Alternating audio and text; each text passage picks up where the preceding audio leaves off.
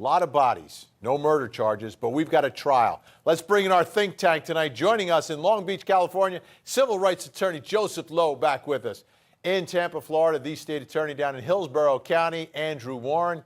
And joining us in Atlanta, Georgia, our friend and prosecutor, LaTonya Hines. Great to see everyone tonight. Ladies first, guys. Sorry, that's the way it's working tonight. LaTonya, let me ask you, you've got these two defendants, right? All these things, all these people died and they were finally together in Hawaii. Now they've been separated in different jails in different counties. They'll be reunited at trial. Do you expect them to be united in their defense, or do you think that Lori and Chad may turn on each other? Well, I think as the prosecutor, you're hoping that they do turn on each other. You're going to need it to be able to see how did they possibly do these crimes together. And you need one person to turn on the other. And so that's what you're going to hope in this case. Joseph Lowe, I look at these two and I think about all the people that had to die and disappear for them to have that honeymoon down in Hawaii. What do you think's going on in their minds right now as they get ready for their trial next year?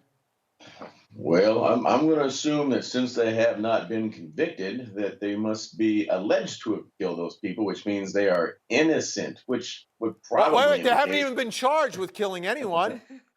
No one's been charged with murder. They're getting crucified in the press for it.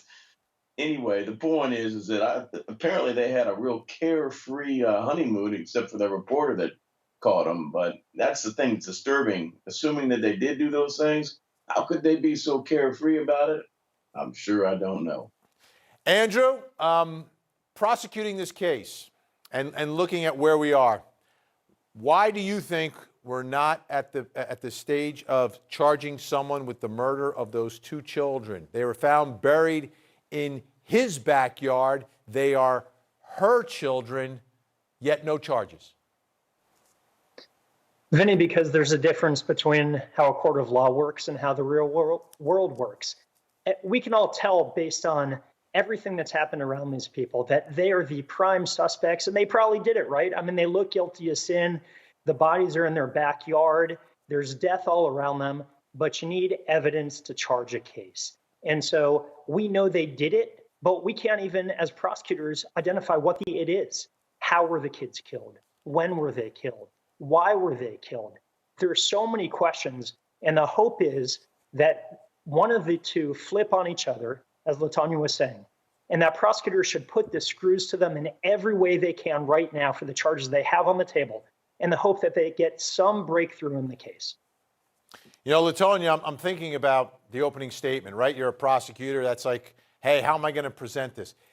This is the most complicated story I think I've ever covered in my career at Court TV. How do you, as a prosecutor, present it in a way that the jury can follow everything that has happened here? I mean, I've been covering this thing for a year trying to explain it to America, but you don't get a year inside a courtroom to try to, explain a story. Right, but you try to do it in a simple way, in a common sense way for the jury to understand it. And you got to remember what the elements of the crime are that you have to prove as the prosecutor. We're not going to be dealing with the cases of the other dead persons in the case. What we're dealing with right here and now are the kids. And one thing that you can put together very easily is the fact that when the kids were reported missing, never once did the mother ever say where they were. I mean, those are things right there that makes common sense, makes you wonder, you as a mother should know where your child is, and you are not letting the authorities know. And when they're trying to go and find out, you skip town and go to Hawaii.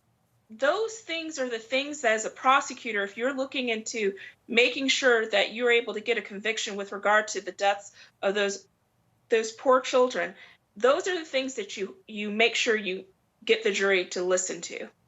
Joseph Lowe, we call her the Doomsday cult mom. We call him the Doomsday prophet.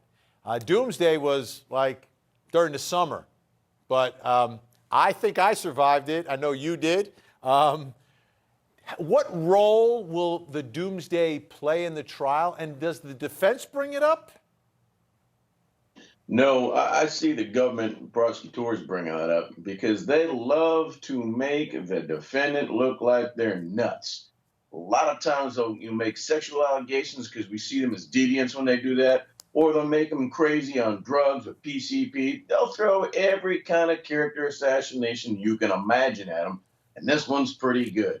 And maybe Doomsday was kind of a metaphor for COVID. Who knows? But clearly, their calendar's a little bit off, and apparently so are they. Yeah, a little bit. Andrew Warren, how would you handle that issue? I mean, when you talk about motive and why, I mean, there's talks about zombies, there's talks about